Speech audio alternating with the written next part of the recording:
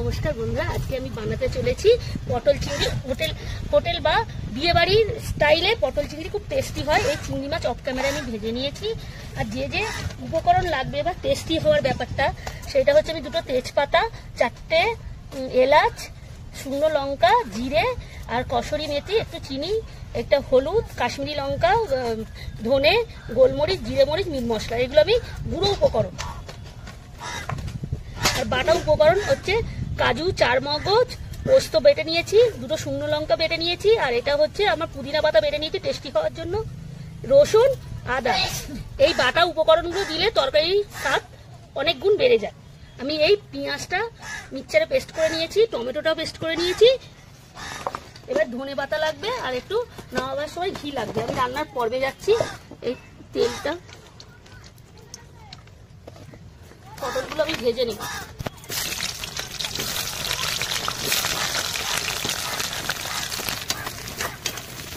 বন্ধুরা, এবারে পটল আর আলুটা একটু ভাজা করে তুলে নেব, তারপরে মশলা কষাবো। আমি একটু 5 মিনিট মতো ভেজে নিই।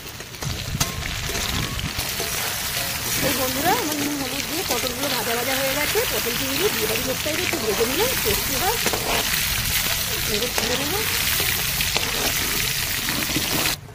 তেজপাতা, শুকনো লঙ্কা আর এই জিরে আর এই 4টে এলাচ ফোড়ন দিয়ে দেবো। আর এই কসুরি মেথিটা দেবো, একটু তেল লাগবে। আর এই চিনিটা দিয়ে দেবো। এই পেঁয়াজ বাটাটা দিয়ে দেবো।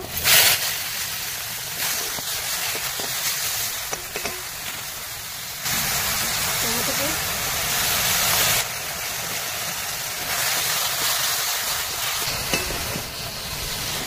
এই বন্ধুরা আদা, রসুন আর পুদিনা পাতা আর বাটা লঙ্কা, এটা আগে দিয়ে মশলার গন্ধটা একটু কাটিয়ে নিতে হবে।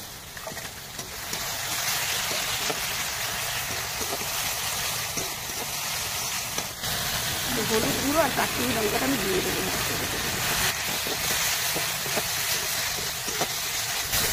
এই কাজু, 4 মগজ আর পোস্ত সব বাটাগুলো আমি দিয়ে দেবো।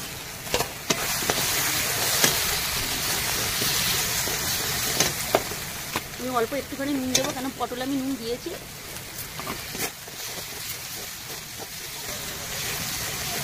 এই মশলা দেওয়া জলটা আমি দিয়ে দেবো।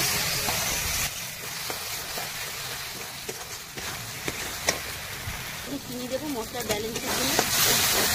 এবারে এই ভাজা পটলগুলো আমি দিয়ে দেবো, কেন মশলা থেকে তেল ছেড়ে গেছে, গন্ধ লাগবে না।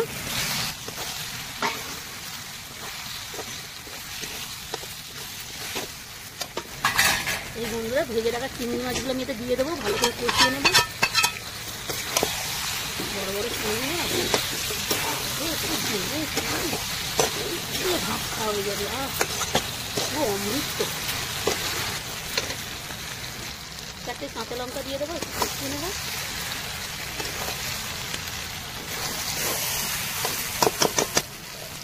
এই বন্ধুরা, একটু জল দেবো।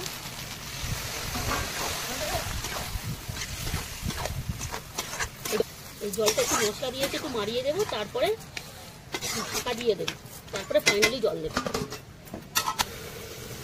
ঢাকাটা খুলবো। 2 মিনিট হয়ে গেছে।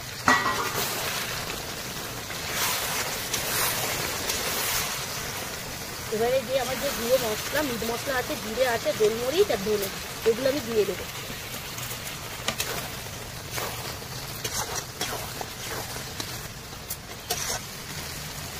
এই বন্ধুরা, আমার পটলের পুরো একদম রেডি হয়ে গেছে কষানো।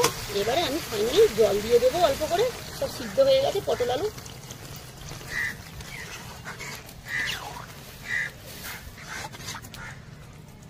ঢেকে দেবো। 5 মিনিট পরে আমি ঢাকনাটা করবো।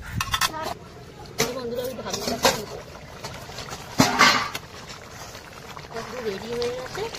আমি এবারে ধনিয়া পাতা দেবো। এই বন্ধুরা, আমার সুরভি ঘি 1 চামচ দিয়ে দেবো।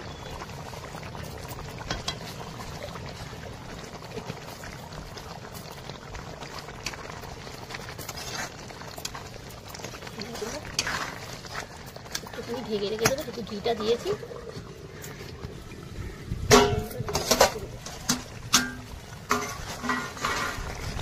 এই বন্ধুরা আমার পটল চিংড়ি রেডি হয়ে গেছে বিয়ে বাড়ির স্টাইলে।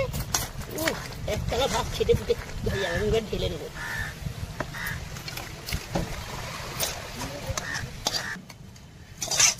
এই বন্ধুরা আমার পটল চিংড়ি রেডি হয়ে গেছে। এইভাবে ঘরে বানিয়ে খাবেন, এর স্বাদ অসাধারণ। চেটে পুটে একতলা ভাত খাওয়া হয়ে যাবে।